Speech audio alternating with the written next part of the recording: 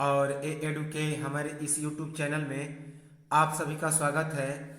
तो हम लोगों ने जो मॉडर्न हिस्ट्री ऑफ इंडिया है उसके अंतर्गत हम लोगों ने क्या देखा, हम लोगों ने जितने सारे जो अखबार थे, जितने सारे पत्र एवं पत्रिकाएं थी, उसे हम लोगों ने देख लिया। अब हम लोग देखते हैं कि स्वाधीनता आंदोलन के दौरान स्त्रियों की स्थिति क्या थी। तो स्वाधीनता आंदोलन के दौरान स्त्रियों की स्थिति क्या थी उसे हम लोग देखें तो 1829 ईस्वी में सती प्रथा उन्मूलन अधिनियम लागू किया गया। पहले यह अधिनियम बंगाल में ही लागू था, पर 1830 ईस्वी से यह अधिनियम बंबई तथा मद्रास में भी लागू कर दिया गया। तो 1829 में विलियम बेंटिक और राजा राम मोहन राय ने मिलकर सती प्रथा को समाप्त करने का प्रयास किया। तो 1829 ईस्वी में सती प्रथा जो है उसका उन्मूलन अधिनियम लागू किया गया, लेकिन यह पहले बंगाल में ही लागू था। लेकिन 1830 ईस्वी से यह जो अधिनियम था बंबई और मद्रास दोनों में लागू कर दिया गया। स्त्री शिशु हत्या की जो प्रथा पश्चिम राजस्थान के कुछ विशेष राजपूतों में, बंगाल और पंजाब की कुछ जातियों में प्रचलित थी, इस संदर्भ में पहली बार राजपूतों के लिए लॉर्ड वेलेस्ली ने कदम उठाए। तो पश्चिमी राजस्थान के कुछ राजपूतों में स्त्री शिशु हत्या की प्रथा थी, साथ ही साथ बंगाल और पंजाब की कुछ जातियों में भी स्त्री शिशु हत्या की प्रथा प्रचलित थी। तो इसी कारण पहली बार राजपूतों के लिए लॉर्ड वेलेस्ली ने कदम उठाए। 1856 ईस्वी में संस्कृत कॉलेज कलकत्ता के आचार्य श्री ईश्वर चंद्र विद्यासागर के प्रयत्नों से हिंदू विधवा पुनर्विवाह अधिनियम पारित हुआ। तो काफी इंपॉर्टेंट है, पूछा जाता है कि हिंदू विधवा पुनर्विवाह अधिनियम कब पारित हुआ। तो 1856 ईस्वी में 1856 ईस्वी में संस्कृत कॉलेज कलकत्ता के आचार्य श्री ईश्वर चंद्र विद्यासागर के प्रयत्नों से हिंदू विधवा पुनर्विवाह अधिनियम पारित हुआ। बाल विवाह को रोकने के लिए 1872 ईस्वी में बाल विवाह को रोकने के लिए 1872 ईस्वी में सिविल मैरिज एक्ट पारित हुआ, जिसमें विवाह के लिए लड़की की आयु 18 वर्ष सुनिश्चित किया गया, किंतु तत्कालीन संदर्भ में अव्यवहारिक होने के कारण यह लागू नहीं हो पाया। तो बाल विवाह को रोकने के लिए 1872 ईस्वी में सिविल मैरिज एक्ट पारित किया गया। याद रखेंगे, सिविल मैरिज एक्ट अर्थात नागरिक विवाह अधिनियम, जिसमें विवाह के लिए लड़की की आयु 18 वर्ष सुनिश्चित की गई, किंतु तत्कालीन संदर्भ में यह अव्यवहारिक होने के कारण यह लागू नहीं हो पाया। 1891 ईस्वी में B.M. मालाकार के प्रयत्नों से सम्मति आयु अधिनियम अर्थात एज ऑफ कॉन्सेंट एक्ट पारित किया गया, जिसके माध्यम से 12 वर्ष से कम आयु की लड़कियों के विवाह पर रोक लगा दिया गया। तो 1891 ईस्वी में B.M. मालाकार के प्रयत्नों से सम्मति आयु अधिनियम एज ऑफ कॉन्सेंट एक्ट पारित किया गया, जिसके माध्यम से 12 वर्ष से कम आयु की लड़कियों के विवाह पर रोक लगा दिया गया। 1930 ईस्वी में हरविलास शारदा के प्रयत्नों से उपर्युक्त सम्मति आयु अधिनियम में संशोधन किया गया और विवाह की आयु लड़कियों के लिए 14 वर्ष और लड़कों के लिए 18 वर्ष निर्धारित कर दिया गया। इसे शारदा अधिनियम भी कहा जाता है। तो बहुत इंपॉर्टेंट है कि शारदा अधिनियम किसने लागू किया? हरविलास शारदा ने। और यह शारदा अधिनियम कब लागू हुआ? 1930 ईस्वी में। तो इस अधिनियम के अंतर्गत जो सम्मति आयु अधिनियम था, जिस अधिनियम के अंतर्गत 12 वर्ष से कम आयु के लड़कियों पर विवाह रोक लगा दिया गया था, तो इसमें भी संशोधन कर दिया गया। क्या संशोधन किया गया कि लड़कियों के लिए विवाह की आयु का उम्र 14 वर्ष कर दिया गया और लड़कों के लिए 18 वर्ष निर्धारित कर दिया गया। इसे शारदा अधिनियम कहा जाता है। अकबर और पेशवाओं ने सती प्रथा पर रोक लगाने का प्रयास किया, किंतु उन्हें सफलता नहीं मिली।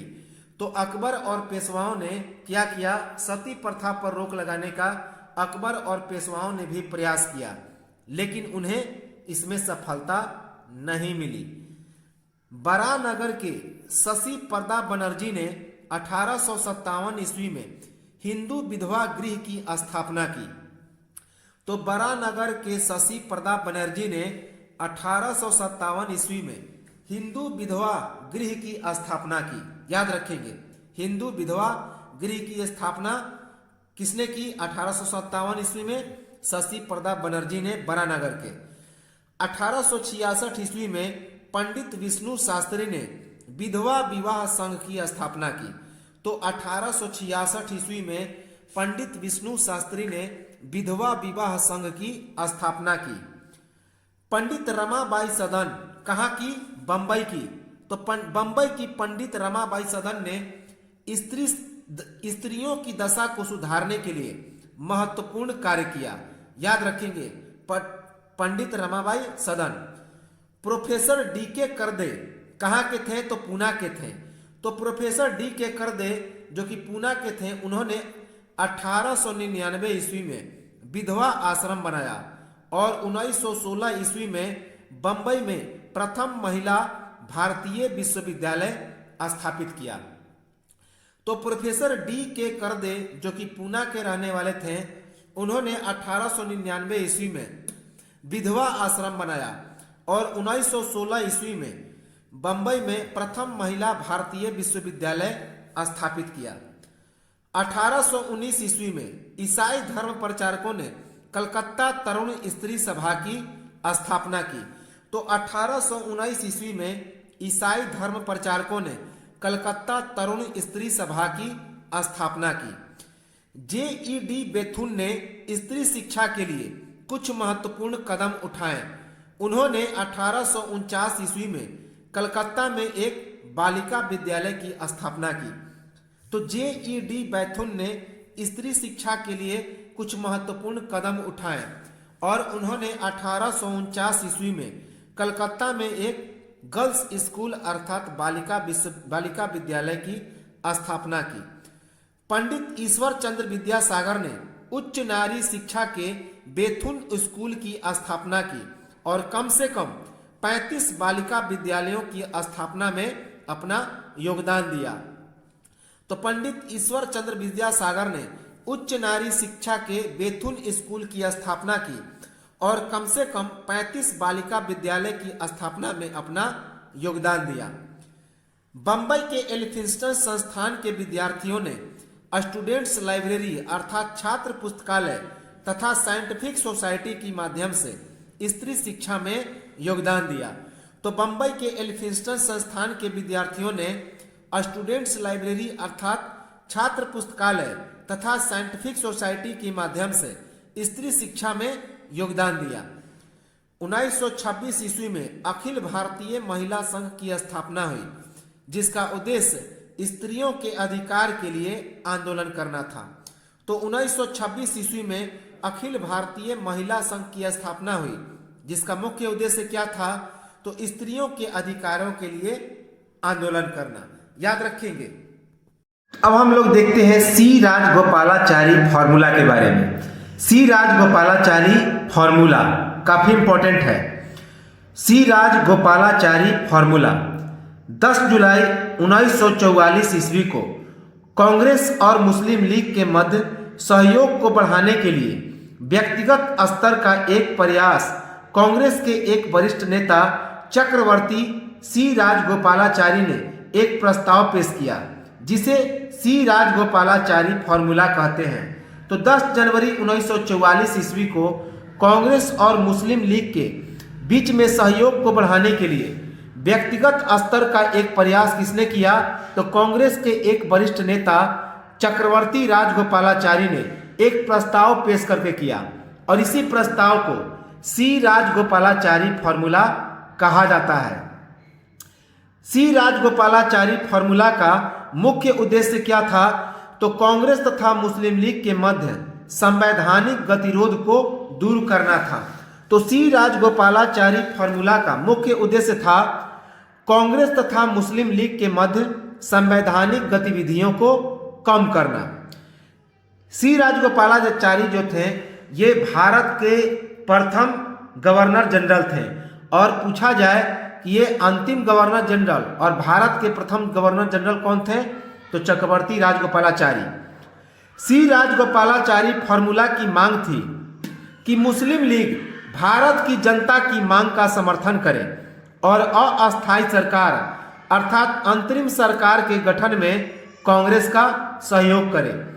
तो सी राजगोपालाचारी फॉर्मूला की मांग क्या थी? कि मुस्लिम लीग भारत की जनता की मांग का समर्थन करे और अस्थायी सरकार अर्थात अंतरिम सरकार के गठन में कांग्रेस का सहयोग करे। सी राजगोपालाचारी फॉर्मूला की दूसरी मांग क्या थी? दूसरी मांग थी कि द्वितीय विश्व युद्ध के पश्चात बहुसंख्यक क्षेत्र के लोग एक जनमत संग्रह के द्वारा यह तय करेंगे कि उन्हें एक अलग राज्य का निर्माण करना है या फिर नहीं करना। तो सी राजगोपालाचारी फॉर्मूला की दूसरी मांग थी कि द्वितीय विश्व युद्ध के पश्चात बहुसंख्यक क्षेत्र के लोग एक जनमत संग्रह के द्वारा यह तय करेंगे कि उन्हें एक अलग राज्य का निर्माण करना है या फिर नहीं करना। याद रखेंगे। इसके बाद सी राजगोपालाचारी की तीसरी मांग क्या थी? तो सी राजगोपालाचारी की जो फॉर्मूला थी उसकी तीसरी मांग थी कि देश के विभाजन में रक्षा, वाणिज्य एवं दूरसंचार इत्यादि मुद्दों का संचालन एक कॉमन सेंटर से किया जाएगा। तो सी राजगोपालाचारी फॉर्मूला की तीसरी मांग थी कि देश के विभाजन में रक्षा, वाणिज्य और दूरसंचार इत्यादि मुद्दों का संचालन एक कॉमन सेंटर में ही किया जाएगा। सी राजगोपालाचारी फॉर्मूला के अनुसार उपर्युक्त सभी बातें तब स्वीकार की जाएंगी जब ब्रिटेन पूरी तरह से भारत को स्वतंत्र कर देगा। याद रखेंगे। तो जो भारतीय थे, जो कांग्रेस पार्टी के थे, इस सी राजगोपालाचारी फॉर्मूला को तभी मानने के लिए तैयार थे जब ब्रिटेन पूरी तरह से भारत को स्वतंत्र कर देता। सी राजगोपालाचारी पहले ऐसे नेता थे जिन्होंने पाकिस्तान की मांग को स्वीकार कर लिया। तो चक्रवर्ती राजगोपालाचारी भारत के पहले ऐसे नेता थे जिन्होंने पाकिस्तान की मांग को स्वीकार कर लिया, अर्थात जो पाकिस्तान की मांग कर रहे थे मुस्लिम लीग, तो उनको स्वीकारने वाले ये पहले भारतीय थे, चक्रवर्ती राजगोपालाचारी। मोहम्मद अली जिन्ना ने सी राजगोपालाचारी फॉर्मूला को अस्वीकार कर दिया क्योंकि मोहम्मद अली जिन्ना चाहते थे कि कांग्रेस द्विराष्ट्र के सिद्धांत को स्वीकार करे और मुस्लिम बहुसंख्यक क्षेत्रों में केवल मुसलमानों को ही मत देने का अधिकार होना चाहिए, न कि पूरी जनसंख्या को। तो सी राजगोपालाचारी फॉर्मूला को मोहम्मद अली जिन्ना ने अस्वीकार कर दिया क्योंकि मोहम्मद अली जिन्ना चाहते थे कि कांग्रेस जो है वह द्विराष्ट्र के सिद्धांत को स्वीकार करे। द्विराष्ट्र अर्थात एक हिंदुस्तान और दूसरा पाकिस्तान, और मुस्लिम बहुसंख्यक क्षेत्रों में केवल मुसलमानों को ही वोट देने का अधिकार हो, यह बात कहा मोहम्मद अली जिन्ना ने, और न कि मुस्लिम बहुल क्षेत्रों में पूरी जनसंख्या वोट देने जाए। मोहम्मद अली जिन्ना ने केंद्र में साझा सरकार के गठन का भी विरोध कर दिया। तो मोहम्मद अली जिन्ना ने केंद्र में साझा जो सरकार का गठन हुआ था उसका विरोध कर दिया। याद रखेंगे। इसके बाद अब हम लोग देखेंगे देसाई लियाकत समझौता। तो यह तो था हमारा कौन सा? तो सी राजगोपालाचारी फॉर्मूला। अब हम लोग देखते हैं देसाई लियाकत समझौता, काफी इंपॉर्टेंट है देसाई लियाकत समझौता। तो इसमें क्या था कि कांग्रेस के भूला भाई देसाई तथा मुस्लिम लीग के लियाकत अली के बीच हिंदू मुस्लिम के बीच सांप्रदायिक गतिविधियों को समाप्त करने के लिए 1945 ईस्वी में एक समझौता हुआ। तो 1945 ईस्वी में एक समझौता हुआ जिसके तहत भूला भाई देसाई और लियाकत अली ने व्यक्तिगत रूप से सांप्रदायिक गतिरोध को समाप्त करने के लिए एक प्रयास किया। तो कांग्रेस के भूला भाई देसाई और मुस्लिम लीग के लियाकत अली के बीच हिंदू मुसलमान के बीच सांप्रदायिक गतिरोध को समाप्त करने के लिए 1945 ईस्वी में एक समझौता हुआ, जिसके तहत दोनों ने व्यक्तिगत रूप से सांप्रदायिक गतिरोध को समाप्त करने के लिए प्रयास किया।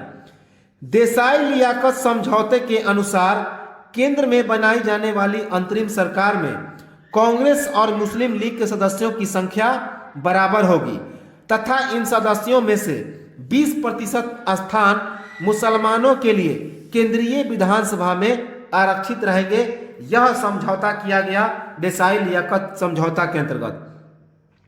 तो इस समझौते के अंतर्गत क्या था कि केंद्र में जो अंतरिम सरकार बनाई जा रही थी तो उसमें कांग्रेस और मुस्लिम लीग के सदस्यों की संख्या बराबर होनी चाहिए और इन सदस्यों में से 20% जो स्थान है, 20% स्थान मुसलमानों के लिए केंद्रीय विधानसभा में आरक्षित होंगे।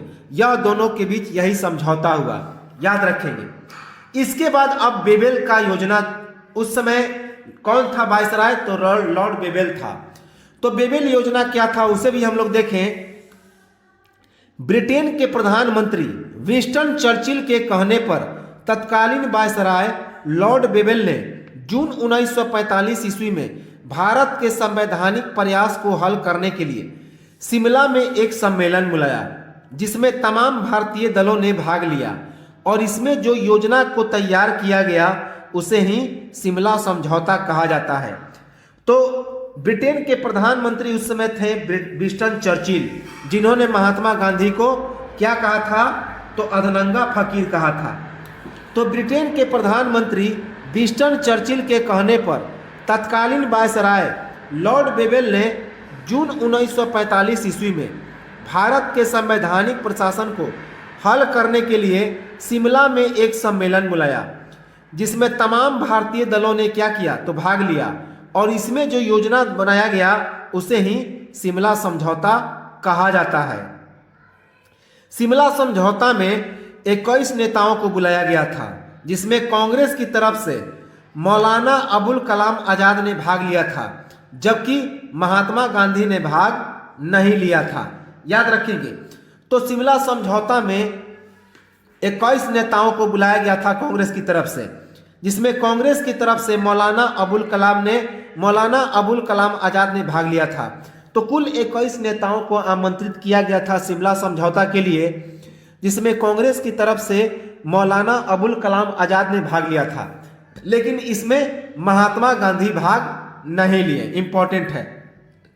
बेबेल योजना के तहत ब्रिटिश सरकार की ओर से जब तक नया संविधान न बने तब तक वायसराय की कार्यकारिणी परिषद का पुनर्गठन किया जाए और इसमें कमांडर इन चीफ और वायसराय को छोड़कर सभी सदस्य कौन रहेंगे, तो भारतीय रहेंगे। तो इस बेबेल योजना में क्या तय किया गया?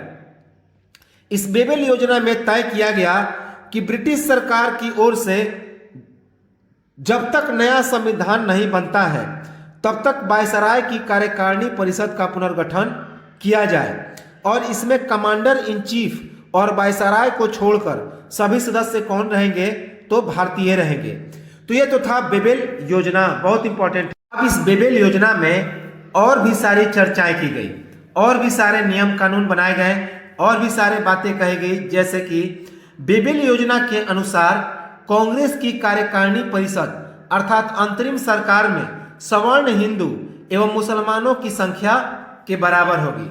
तो बेबेल योजना में तय किया गया कि कांग्रेस की कार्यकारिणी परिषद अर्थात अंतरिम सरकार में जो सवर्ण हिंदू होंगे, सवर्ण हिंदू अर्थात जो क्षत्रिय, ब्राह्मण और उसके बाद अन्य जो फॉरवर्ड क्लास के जाति थे, तो उनकी और मुसलमानों की संख्या बराबर होगी। यह भी बेबेल योजना में तय किया गया। बेबेल योजना के अनुसार वायसराय की वीटो के अधिकार को समाप्त नहीं किया जाएगा, परंतु उसका प्रयोग करना आवश्यक नहीं होगा। तो बेबेल योजना के अनुसार क्या तय किया गया कि वायसराय की वीटो के अधिकार को समाप्त नहीं किया जाएगा, लेकिन उसका प्रयोग करना आवश्यक नहीं होगा। बेबेल योजना के अनुसार भारत में ब्रिटेन के वाणिज्यिक तथा अन्य हितों की देखभाल के लिए एक उच्चायुक्त की नियुक्ति भी की जाएगी। तो बेबेल योजना में क्या तय किया गया कि भारत में ब्रिटेन के वाणिज्यिक तथा अन्य हितों की देखभाल के लिए एक उच्चायुक्त की भी नियुक्ति की जाएगी। बेबेल योजना से मुस्लिम लीग को सवर्ण शब्द से आपत्ति थी, क्योंकि मुस्लिम लीग ये चाहती थी कि मुस्लिम लीग की ही वायसराय की सूची में मुसलमान होना चाहिए तथा समस्त मुसलमानों का प्रतिनिधि मुस्लिम लीग को ही माना जाना चाहिए। तो चूंकि बेबेल योजना में क्या बताया गया कि सवर्ण हिंदू और मुसलमानों की संख्या बराबर होगी, लेकिन मुस्लिम लीग को सवर्ण हिंदू से आपत्ति थी। क्यों आपत्ति थी? सवर्ण शब्द से इसलिए आपत्ति थी कि मुस्लिम लीग नहीं चाहती थी कि सवर्णों को भी कार्यकारिणी परिषद में स्थान मिले। वह चाहती थी कि वायसराय की सूची में मुसलमान होने चाहिए और समस्त मुसलमानों का जो प्रतिनिधि हो वह मुस्लिम लीग को ही माना जाए। बेबेल योजना के अंतर्गत कांग्रेस का मानना था कि मुस्लिम लीग की मांग मानी गई तो कांग्रेस शुद्ध हिंदूवादी पार्टी बनकर रह जाएगी, जो हमें मंजूर नहीं है। कांग्रेस चाहती थी कि इस जो कार्यकारिणी परिषद है उसमें हिंदू और मुसलमान दोनों रहें, और वह नहीं चाहती थी कि यह केवल सवर्णों का ही रहे।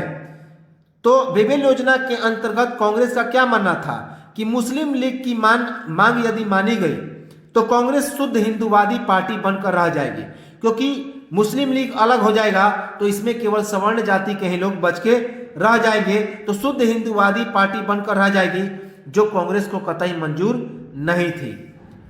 वायसराय लॉर्ड बेबेल के 14 सदस्यों वाली कार्यकारिणी परिषद में मुसलमानों को 6 स्थान प्राप्त हुआ, जबकि मुसलमानों की जनसंख्या संपूर्ण जनसंख्या का केवल 25% भाग ही था। इस प्रकार बेबेल योजना में मुसलमानों को उसकी जनसंख्या से कहीं अधिक प्रतिनिधित्व प्रदान किया गया। फिर भी मुस्लिम लीग ने बेबेल योजना का विरोध किया। तो याद रखेंगे, बहुत इंपॉर्टेंट फैक्ट है यहाँ पे कि जो वायसराय का जो लॉर्ड बेबेल योजना था, तो उस लॉर्ड बेबेल योजना के अंतर्गत मुसलमानों की जनसंख्या का संपूर्ण जनसंख्या का 25% भाग ही था। तो वायसराय लॉर्ड बेबेल के में कितनी सदस्य थे? तो 14 सदस्यों वाली कार्यकारिणी परिषद थी, जिसमें मुसलमानों को 6 स्थान प्राप्त हुआ, लेकिन मुसलमानों की जनसंख्या उस समय के पूर्ण जनसंख्या का मात्र 25% भाग ही था। इस प्रकार बेबेल योजना के अंतर्गत मुसलमानों को उसकी जनसंख्या से कहीं अधिक प्रतिनिधित्व की प्राप्ति हुई, उससे अधिक सीट मिला, लेकिन फिर भी मुस्लिम लीग ने बेबेल योजना का काफी जमकर विरोध किया। 14 जून 1945 ईस्वी को बेबेल योजना असफल हो गया, क्योंकि मुस्लिम लीग ने तो सरेआम इसका विरोध कर दिया। तो 14 जून 1945 ईस्वी को बेबेल योजना भी असफल हो गया और अबुल कलाम आजाद ने इसे जल विभाजक की संज्ञा दी। जल विभाजक अर्थात एक सिंधु नदी का इस पार हो जाएगा पाकिस्तान और सिंधु नदी का उस पार हो जाएगा हिंदुस्तान। तो इसी कारण 14 जून 1945 ईस्वी को बेबेल योजना असफल हो गया और अबुल कलाम आजाद ने इसे जल विभाजक की संज्ञा दी। बेबेल योजना के तहत मुस्लिम लीग को वीटो का अस्त्र प्राप्त हुआ।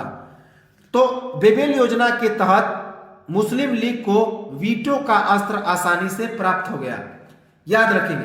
तो यह तो था बेबेल योजना। बेबेल योजना इंपॉर्टेंट है।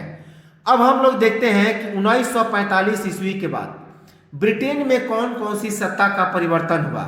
1945 ईस्वी के बाद ब्रिटेन में सत्ता परिवर्तन हुआ। तो किस प्रकार का सत्ता परिवर्तन हुआ, इसे भी हम लोग देखें।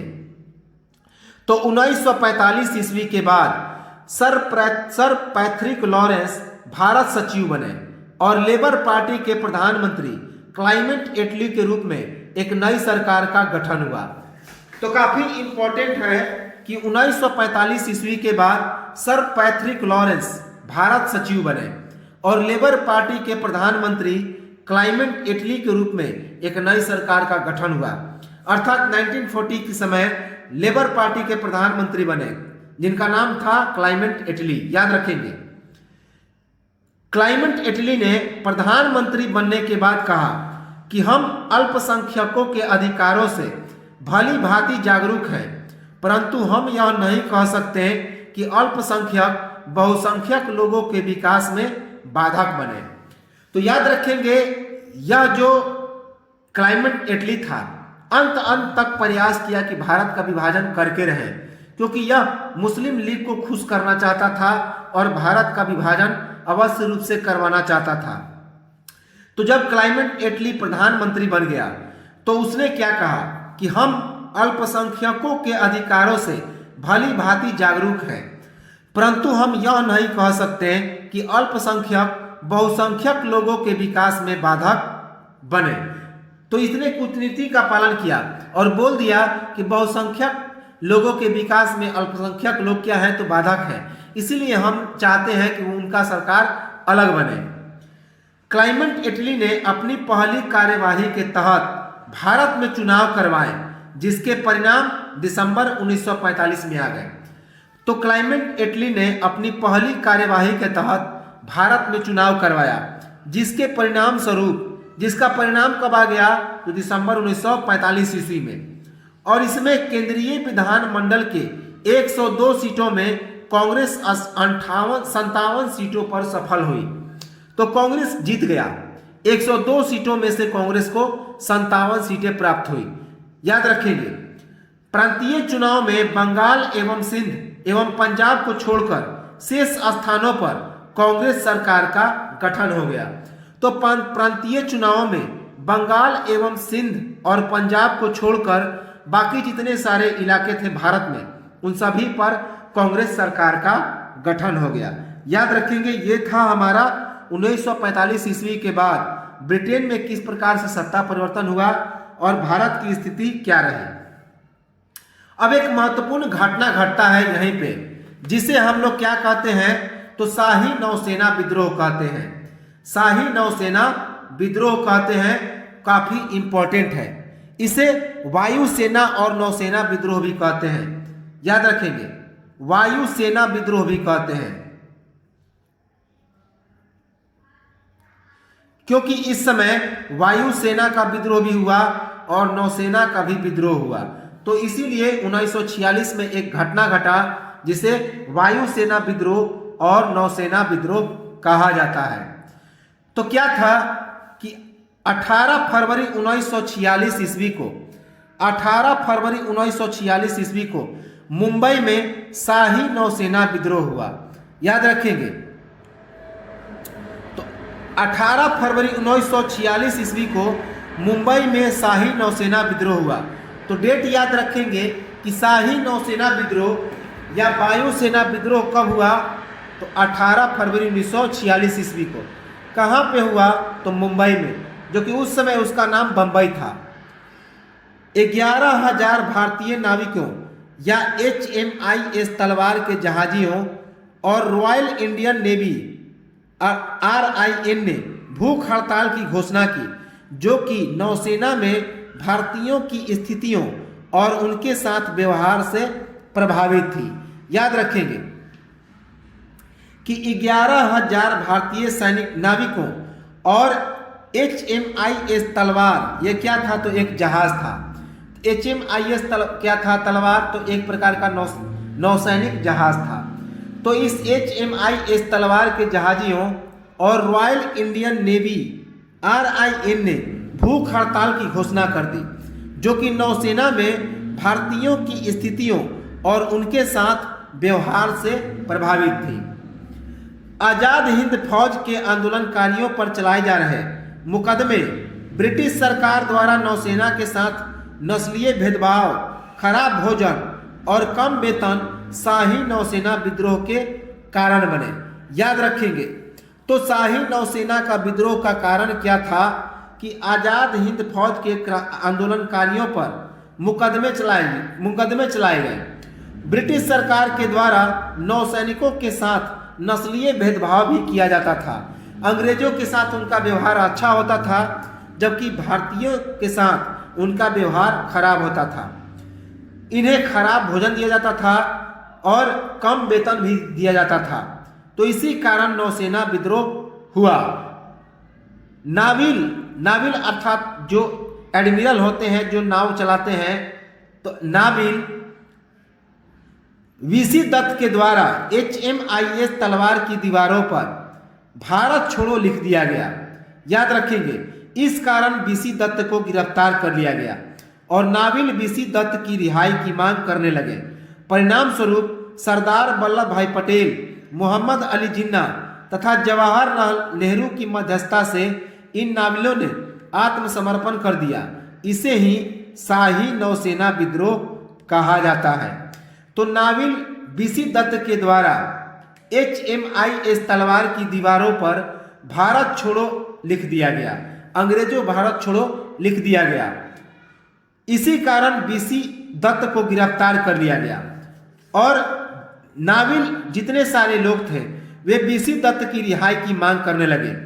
इसके परिणाम स्वरूप सरदार वल्लभ भाई पटेल, मोहम्मद अली जिन्ना और जवाहरलाल नेहरू की मध्यस्थता से इन नाविलों ने अपना आत्मसमर्पण कर दिया और इसे ही शाही नौसेना विद्रोह कहा जाता है। काफी इंपॉर्टेंट है। बात और याद रखेंगे कि यह जो हड़ताल हुआ कि आंदोलनकारी थे आजाद हिंद फौज के, तो कराची में, याद रखेंगे कहां पे, कराची में 20 जनवरी 1946 को हड़ताल किए। 20 जनवरी 1946 को क्या किए, तो हड़ताल कर दिए। याद रखेंगे, नस्लीय भेदभाव, खराब भोजन, कम वेतन, इन सभी के कारण इनका हड़ताल हुआ और ये सभी नौसेना विद्रोह कहे जाते हैं। तो याद रखेंगे, इसमें डेट काफी इंपॉर्टेंट है। डेट जैसे कि शाही नौसेना विद्रोह का उद्घाटन कब हुआ, 18 फरवरी 1946 ईस्वी को। 20 जनवरी 1946 ईस्वी को इसके लिए हड़ताल की घोषणा की गई और जिस जहाज पर यह काम किया गया हड़ताल, उसका नाम था HNIS तलवार। HNIS तलवार इंपॉर्टेंट है। और इसमें HNIS तलवार पर क्या लिख दिया गया, तो भारत छोड़ो लिख दिया गया, भारत छोड़ो। और इसमें BC दत्त की भूमिका काफी इंपॉर्टेंट है। किसने लिखा था भारत छोड़ो, तो BC दत्त ने, जो कि एक नाविल थे अर्थात क्रू थे। याद रखेंगे, जो नाव को चलाते हैं, इंपॉर्टेंट है। तो यह तो था वायुसेना विद्रोह या नौसेना विद्रोह। वास्तव में इसे नौसेना विद्रोह ही कहा जाता है। अब देखिए, अब एक महत्वपूर्ण, जिस प्रकार क्रिप्स आयोग आया था, तो उसी प्रकार एक कैबिनेट आयोग भी आया। कैबिनेट मिशन बहुत ही इंपॉर्टेंट है। कैबिनेट मिशन के बारे में कि कैबिनेट मिशन क्या है, तो भारत संबंधी समस्याओं पर निर्णायक रूप से विचार करने हेतु मार्च 1946 ईस्वी में कैबिनेट मिशन का गठन हुआ। तो याद रखेंगे कि भारत संबंधी समस्याओं पर निर्णायक रूप से विचार करने के लिए मार्च 1946 ईस्वी में कैबिनेट मिशन का क्या हुआ, तो गठन हुआ। कैबिनेट मिशन का मुख्य उद्देश्य था अंतरिम सरकार और संवैधानिक सभा का गठन करना। तो कैबिनेट मिशन का मुख्य उद्देश्य था अंतरिम सरकार और संवैधानिक सभा का गठन करना। कैबिनेट मिशन प्रधानमंत्री क्लाइमेट एटली के सरकार के 3 कैबिनेट मंत्री लॉर्ड पैट्रिक लॉरेंस, जो कि उस समय भारत सचिव थे, स्टैनफोर्ड क्रिप्स व्यापार बोर्ड के भी अध्यक्ष थे, A.B. अलेक्जेंडर, जो कि नौसेना के एक मिनिस्टर थे। तो इन तीनों ने 21 मार्च 1946 ईस्वी को भारत आए। याद रखेंगे।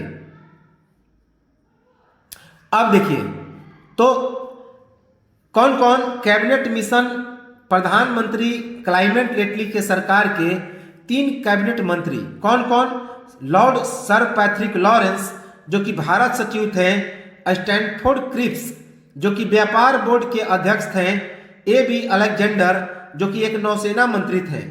तो इन्हें 21 मार्च 1946 ईस्वी को कैबिनेट मिशन के सदस्यों के रूप में भारत भेजा। याद रखेंगे, एक बात और याद रखेंगे कि 16 मई 1946 ईस्वी को, खैर हम लोग इसे आगे देखेंगे, कि कैबिनेट मिशन के अनुसार पाकिस्तान की मांग को स्पष्ट रूप से स्वीकार करना एक क्या था, तो तर्कहीन मांग था। तो कैबिनेट मिशन कह रहा था कि आप पाकिस्तान की जो मांग कर रहे हैं वह एक प्रकार की तर्कहीन मांग है, इसका कोई लॉजिक है ही नहीं। ब्रिटिश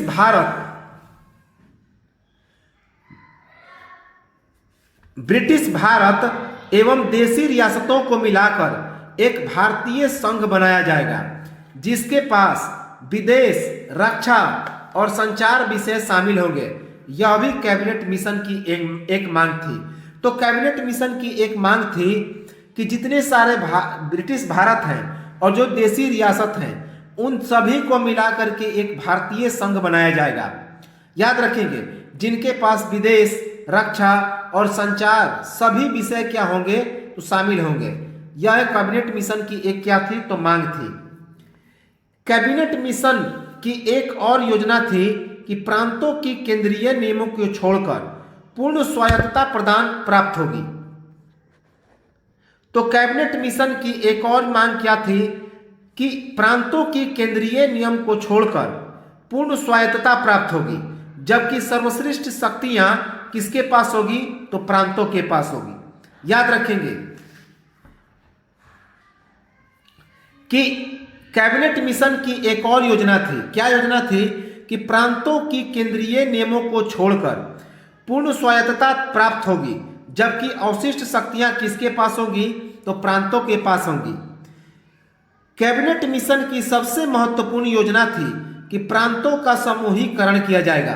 कैबिनेट मिशन पूरे प्रांतों को इकट्ठा करना चाहता था, चाहे वो हिंदू बाहुल्य क्षेत्र थे या मुस्लिम बाहुल्य क्षेत्र।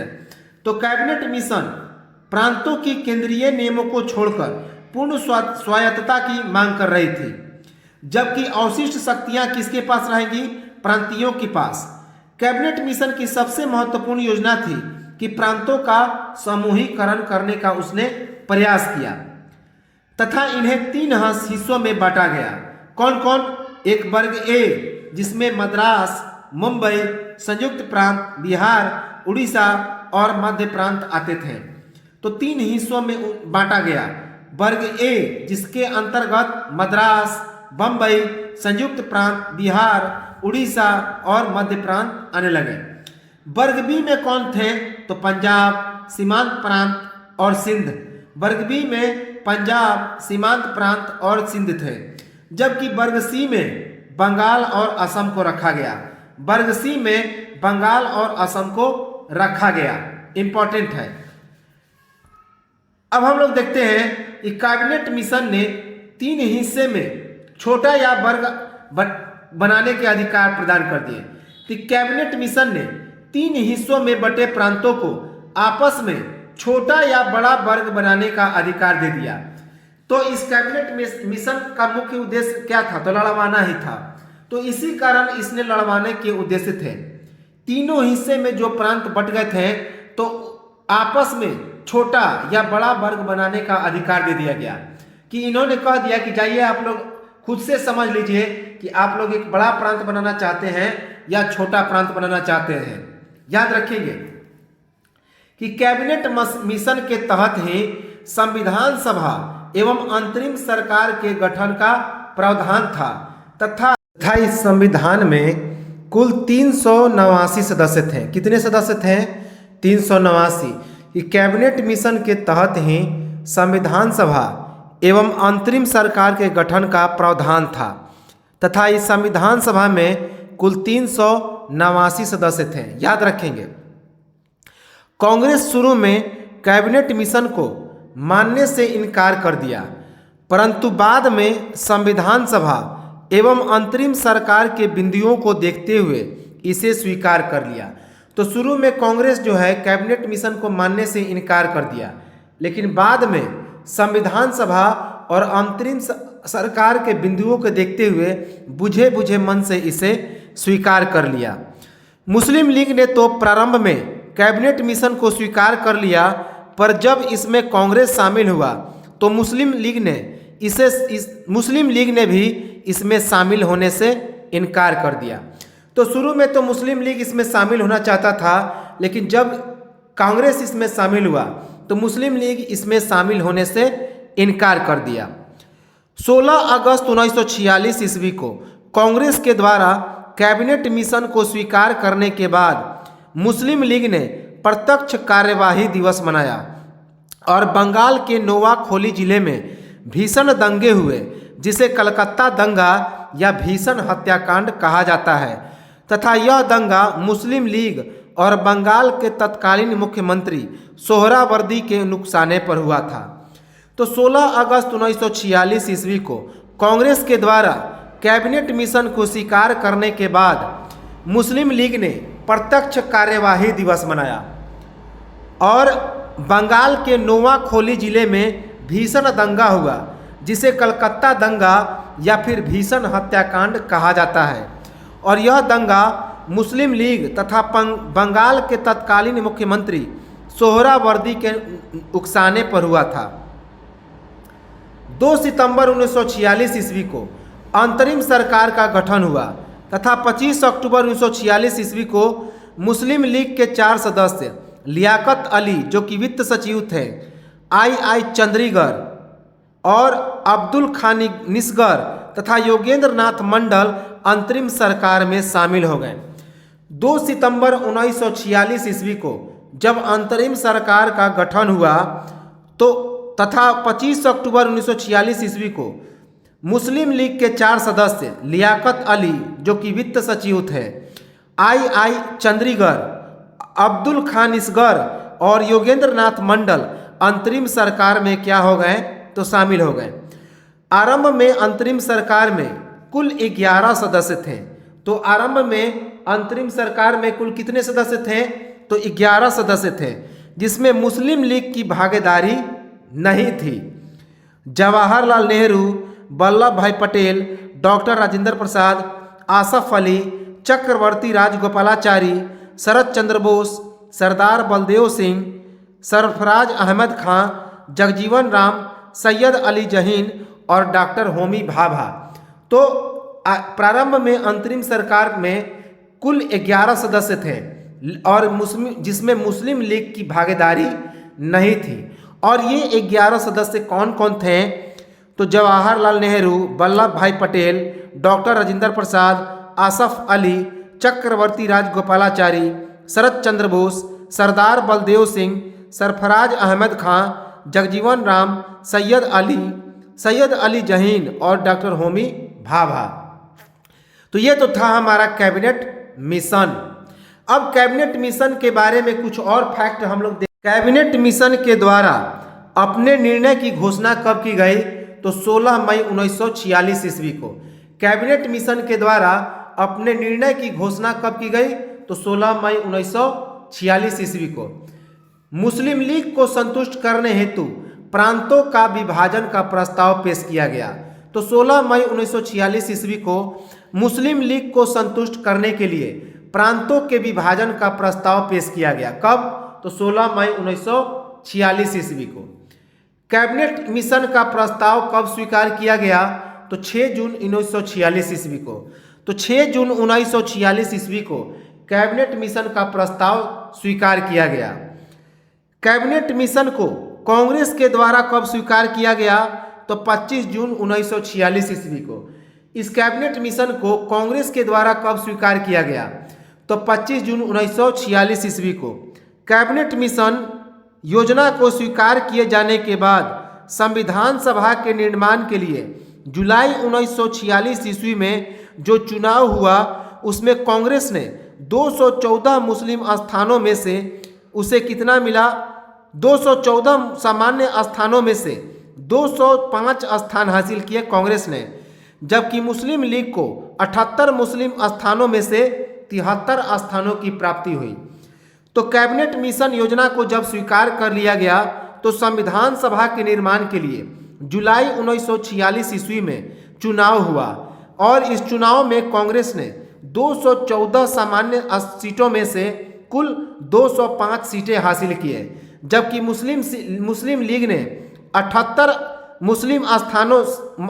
मुस्लिम सीटों में से 73 सीटें प्राप्त की। 16 अगस्त 1946 ईस्वी को मुस्लिम लीग के द्वारा प्रत्यक्ष कार्यवाही दिवस मनाया गया। अभी हमने बताया दिया कि 16 अगस्त 1946 ईस्वी को मुस्लिम लीग ने प्रत्यक्ष कार्यवाही दिवस मनाया। क्यों? क्योंकि कांग्रेस भी शामिल हो गया था। और 27 मार्च 1947 ईस्वी को मुस्लिम लीग के द्वारा पाकिस्तान दिवस मनाया गया। 27 मार्च 1947 ईस्वी को मुस्लिम लीग के द्वारा पाकिस्तान दिवस मनाया गया। 2 सितंबर 1946 ईस्वी को जवाहरलाल नेहरू के नेतृत्व में अंतरिम सरकार का गठन हुआ। तो 2 सितंबर 1946 ईस्वी को जवाहरलाल नेहरू के नेतृत्व में अंतरिम सरकार का गठन हुआ और 28 अक्टूबर 1946 ईस्वी को मुस्लिम लीग के 5 सदस्य अंतरिम सरकार में शामिल हो गए। कब? 26 अक्टूबर 1946 ईस्वी को मुस्लिम लीग के 5 सदस्य अंतरिम सरकार में शामिल हुए थे। तो यह तो था हमारा कैबिनेट मिशन, काफ़ी इंपॉर्टेंट है, जहां से एग्जाम में प्रश्न आने की संभावना हमेशा बनी रहती है। देखते हैं बालकन योजना के बारे में। याद रखेंगे बालकन योजना। सबसे पहले बालकन योजना जो है, इस योजना के तहत 14 अगस्त 1947 को पाकिस्तान और 15 अगस्त 1947 को भारत को स्वतंत्रता करने की घोषणा की गई। तो इस बालकन योजना के अंतर्गत सबसे पहले याद रखेंगे कि बालकन योजना कब पेश किया गया? तो 1947 में। इस योजना के तहत 14 अगस्त 1947 को पाकिस्तान और 15 अगस्त 1947 को भारत को स्वतंत्र करने की घोषणा की गई।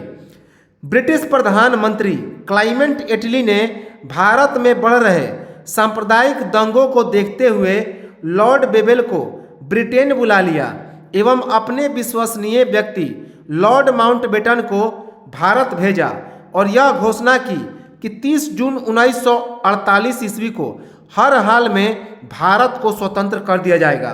याद रखेंगे। और यह घोषणा कब किया? तो 20 फरवरी 1947 ईस्वी को। तो ब्रिटिश प्रधानमंत्री क्लाइमेट एटली ने भारत में बढ़ रहे सांप्रदायिक दंगों को देखते हुए लॉर्ड बेबल को ब्रिटेन बुला लिया और अपने सबसे विश्वसनीय व्यक्ति लॉर्ड माउंटबेटन को भारत भेजा और 20 फरवरी 1947 ईस्वी को घोषणा किया कि 30 जून 1948 ईस्वी को हर हाल में भारत को स्वतंत्र कर दिया जाएगा। लॉर्ड माउंटबेटन के द्वारा प्रारंभ में एक योजना तैयार किया गया जिसे ही बालकन योजना कहा जाता है और इसके तहत भारत को अनेक छोटे छोटे भागों में बांटकर प्रत्येक भाग को संप्रभुता अलग अलग सौंपी जानी थी, पर यह योजना लागू नहीं हुआ। लॉर्ड माउंटबेटन के द्वारा प्रारंभ में एक योजना तैयार किया गया जिसे बालकन योजना कहा जाता है और इसके तहत भारत को अनेक छोटे छोटे भागों में बांटकर प्रत्येक भाग का संप्रभुता अलग अलग सौंपी जानी थी, पर यह योजना लागू नहीं हुआ। याद रखेंगे, यह योजना लागू नहीं। अब देखिए, अब सबसे अंतिम योजना जिसे माउंटबेटन योजना कहा जाता है।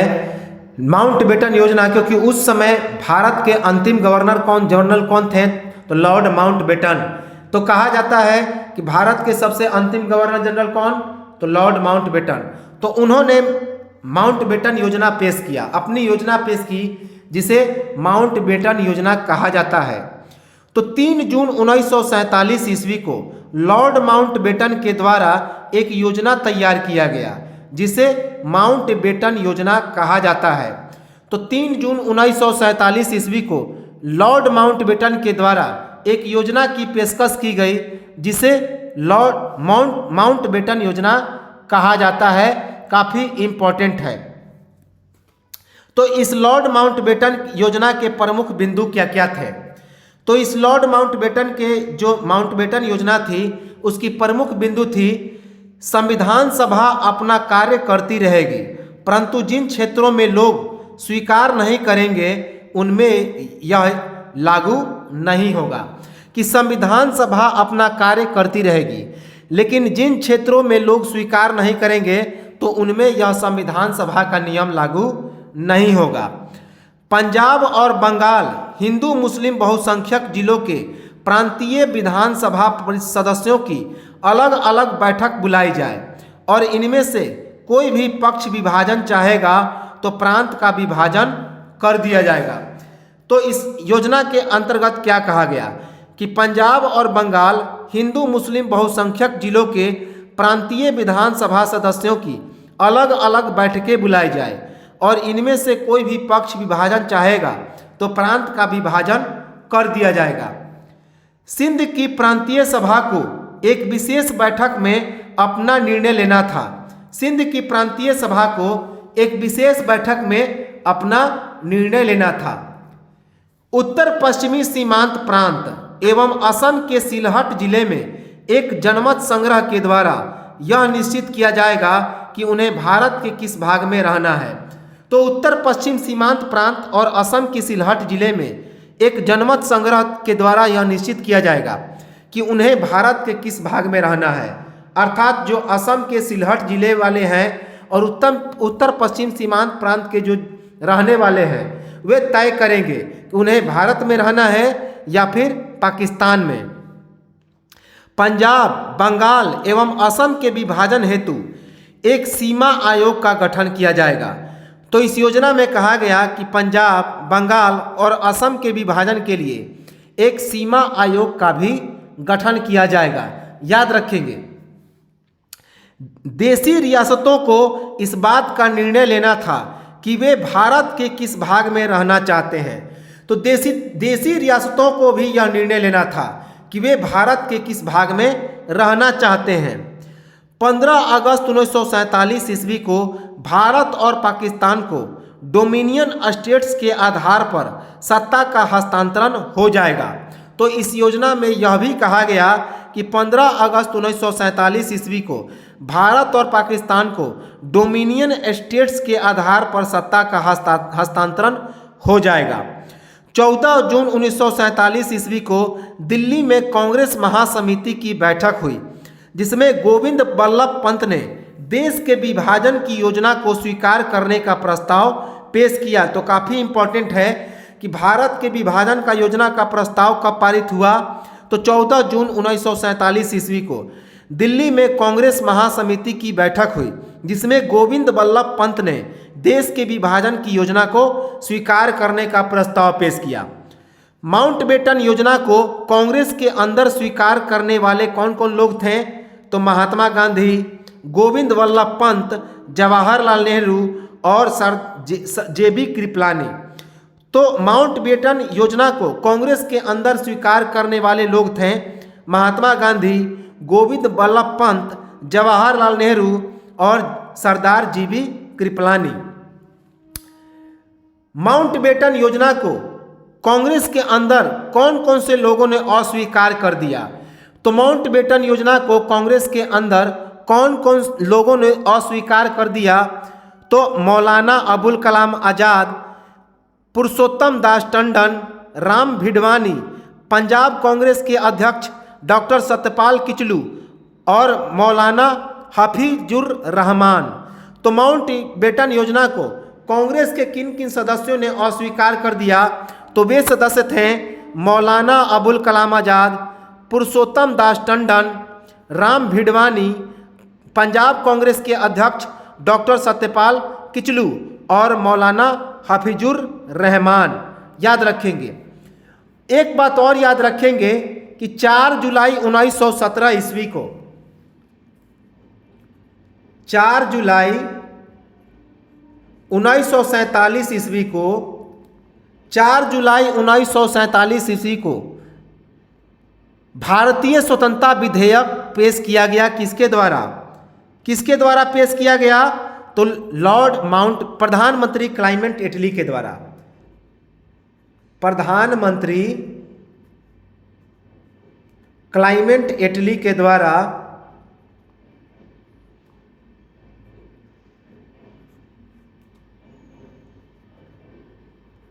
4 जुलाई 1947 ईस्वी को ब्रिटेन के प्रधानमंत्री क्लाइमेट इटली के द्वारा क्या पेश किया गया, तो भारतीय स्वतंत्रता विधेयक 1947 पेश किया गया। याद रखेंगे, भारतीय स्वतंत्रता विधेयक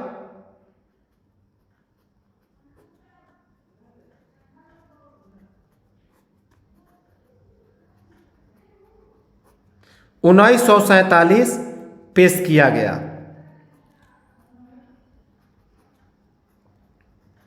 तो काफी इंपॉर्टेंट है कि 4 जुलाई 1947 ईस्वी को प्रधानमंत्री क्लाइमेट इटली के द्वारा भारतीय स्वतंत्रता विधेयक को पेश किया गया। याद रखेंगे, इंपॉर्टेंट है। अब हम लोग का आता है कि यह जो माउंटबेटन योजना था, यह माउंटबेटन योजना का मुख्य उद्देश्य था भारत का विभाजन। याद रखेंगे, तो यहाँ पे नोट भी कर सकते हैं कि माउंटबेटन योजना का मुख्य उद्देश्य क्या था, तो भारत का 2 राष्ट्रों में विभाजन करना। याद रखना कि माउंटबेटन योजना का मुख्य उद्देश्य था, माउंटबेटन योजना का उद्देश्य क्या था कि भारत का 2 राष्ट्रों में बंटवारा करना, भारत का 2 राष्ट्रों में बंटवारा।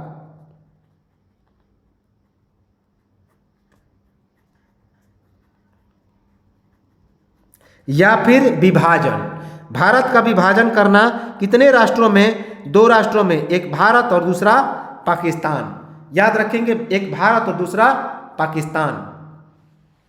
अब अंतिम अधिनियम आता है भारत स्वतंत्रता अधिनियम 1947, और इसके बाद भारत स्वतंत्र हो जाएगा, पाकिस्तान अलग हो जाएगा, और मॉडर्न हिस्ट्री का यह जो स्वतंत्रता आंदोलन था वह समाप्त हो जाएगा। इसके बाद हम लोग देखेंगे कौन, तो अंग्रेजों का कितने वायसराय, उसके बाद गवर्नर जनरल, ये सभी हम लोग देखेंगे।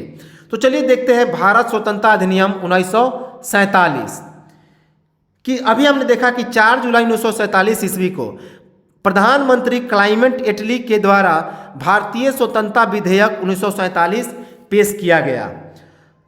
आधुनिक भारत के इतिहास में ब्रिटिश संसद के द्वारा पारित होने वाला यह अंतिम अधिनियम था। याद रखेंगे कि आधुनिक भारत के इतिहास में ब्रिटिश संसद के द्वारा पारित होने वाला सबसे अंतिम अधिनियम कौन था, तो भारत स्वतंत्रता अधिनियम 1947। भारत स्वतंत्रता अधिनियम का आधार क्या था, तो माउंटबेटन योजना था। अभी हमने बताया कि भारत स्वतंत्रता अधिनियम का मुख्य आधार क्या था, तो माउंटबेटन योजना। 18 जुलाई 1947 ईस्वी को ब्रिटिश संसद के द्वारा भारत स्वतंत्रता अधिनियम 1947 क्या किया गया, तो पारित किया गया। तो 4 जुलाई 1947 ईस्वी को भारत स्वतंत्रता अधिनियम पेश हुआ, जबकि इसे 18 जुलाई 1947 ईस्वी को पारित कर दिया गया। इंपॉर्टेंट है, भारत स्वतंत्रता अधिनियम के द्वारा 15 अगस्त 1947 ईस्वी को भारत और पाकिस्तान नामक 2 प्रादेशिक शासन इकाइयां डोमिनियन स्टेट्स के आधार पर स्थापित होने वाली थी। तो याद रखेंगे कि भारत स्वतंत्रता अधिनियम के द्वारा 15 अगस्त 1947 ईस्वी को भारत एवं पाकिस्तान नामक 2 प्रादेशिक शासन इकाइयां डोमिनियन स्टेट्स के आधार पर स्थापित होने वाली थी। इस अधिनियम के तहत 15 अगस्त 1947 के बाद इंग्लैंड को भारत पर अपना आधिपत्य छोड़ देना था। तो इस अधिनियम में क्या था कि 15 अगस्त 1947 के बाद इंग्लैंड भारत को स्वतंत्र करके यहाँ से क्या कर लेगा, तो चला जाएगा। भारत स्वतंत्रता अधिनियम के तहत भारत का विभाजन सांप्रदायिकता के आधार पर होने वाला था, क्योंकि भारतीय राष्ट्रीय कांग्रेस 2 हिस्सों में बंट गई, एक राष्ट्रवादी जो कि स्वतंत्रता चाहते थे और दूसरा सांप्रदायिक जो कि भारत का विभाजन चाहते थे। तो भारत स्वतंत्रता अधिनियम के तहत भारत का विभाजन सांप्रदायिकता के आधार पर हो गया और भारतीय राष्ट्रीय कांग्रेस दो हिस्सों में बंट गई, एक राष्ट्रवादी जो कि स्वतंत्रता चाहते थे और दूसरा सांप्रदायिक जो कि भारत का विभाजन चाहते थे, याद रखेंगे। और इस प्रकार 15 अगस्त 1947 के बाद इंग्लैंड भारत को स्वतंत्र कर दिया और भारत एक अलग राष्ट्र बन गया, स्वतंत्र राष्ट्र, और इस प्रकार भारत स्वतंत्र हो गया। भारत स्वतंत्रता अधिनियम 1947, 15 अगस्त 1947 को भारत स्वतंत्र हो गया, याद रखेंगे। अब कुछ चीज हम लोग याद रखेंगे कि कौन कौन से देश बट गया, भारत और पाकिस्तान। एक चीज याद रखेंगे कि पाकिस्तान के गवर्नर जनरल कौन बने, तो पाकिस्तान के गवर्नर जनरल बने मोहम्मद अली जिन्ना। इंपॉर्टेंट है कि पाकिस्तान के गवर्नर जनरल कौन बने, तो मोहम्मद अली जिन्ना। और भारत के गवर्नर जनरल कौन बने, तो स्वतंत्रता प्राप्ति के बाद सी राजगोपालाचारी। पाकिस्तान के गवर्नर जनरल कौन बने, मोहम्मद अली जिन्ना। मोहम्मद अली जिन्ना। जबकि प्रधानमंत्री कौन बने, जबकि प्रधानमंत्री बने लियाकत अली।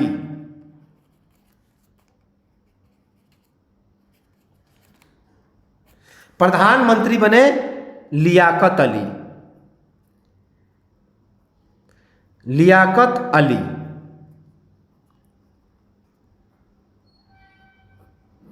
और स्वतंत्र भारत के गवर्नर, पहले गवर्नर कौन बने, सी राजगोपालाचारी। स्वतंत्र भारत के पहले गवर्नर जनरल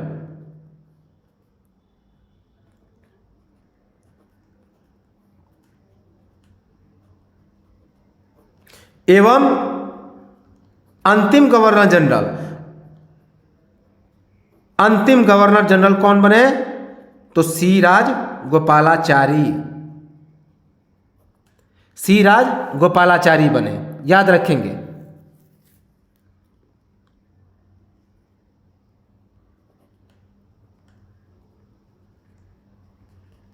सी राजगोपालाचारी।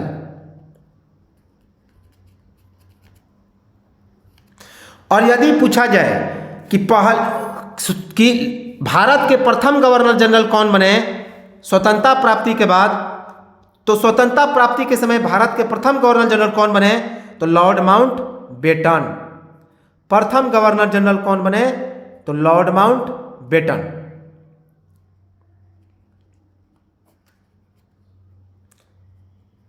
Lord Mountbatten. अगर पूछा जाए कि स्वतंत्रता प्राप्ति के बाद ब्रिटेन के द्वारा ब्रिटेन का कौन जो गवर्नर जनरल बने पहले, तो लॉर्ड माउंटबेटन। यदि पूछा जाए कि प्रथम भारतीय गवर्नर जनरल कौन बने, तो सी राजगोपालाचारी। और यह भी पूछा जाए कि सबसे अंतिम गवर्नर जनरल कौन बने, तो सी राजगोपालाचारी, याद रखेंगे। एक फैक्ट और याद रखेंगे कि भारत के आज़ादी के समय इंग्लैंड का सम्राट कौन था, तो जॉर्ज सस्टम था, जो भारत का अंतिम सम्राट और कॉमनवेल्थ नेशन का प्रथम प्रधान था। तो एक चीज और याद रखेंगे कि स्वतंत्रता प्राप्ति के समय, भारत की आजादी के समय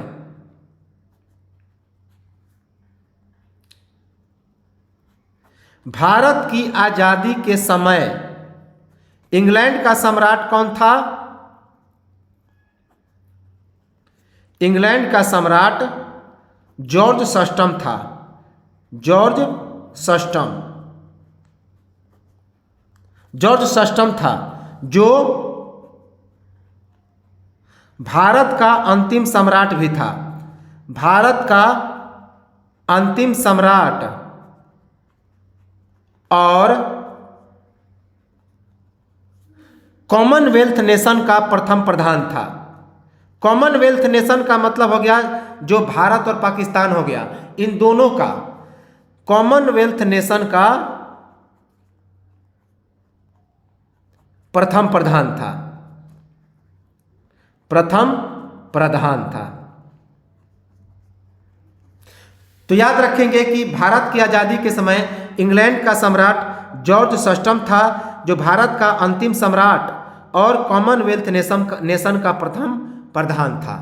तो इस प्रकार यह स्वतंत्रता प्राप्ति खत्म हुआ और इंडिया का जो भारत स्वतंत्रता अधिनियम था उसे हम लोगों ने समाप्त किया। अब हम लोग चलेंगे मॉडर्न हिस्ट्री के अंतर्गत, कुछ टॉपिक बचे हैं जैसे कि गवर्नर जनरल, और उसके बाद हम लोग देखेंगे कि अंग्रेजों की कौन कौन सी नीतियाँ थी, जैसे कि महलवारी, जमींदारी प्रथा, ये सभी, और भारत में कौन कौन से आंदोलन हुए छोटे मोटे, उसे देखेंगे। और इसके बाद यह आधुनिक भारत का सफ़र समाप्त हो जाएगा। तो चलिए इसे रिपीट करके देखते रहें, बार बार इसे शेयर करें, लाइक करें। तो चलिए मिलते हैं हम लोग अगले वीडियो में, तब तक नमस्कार, जय हिंद।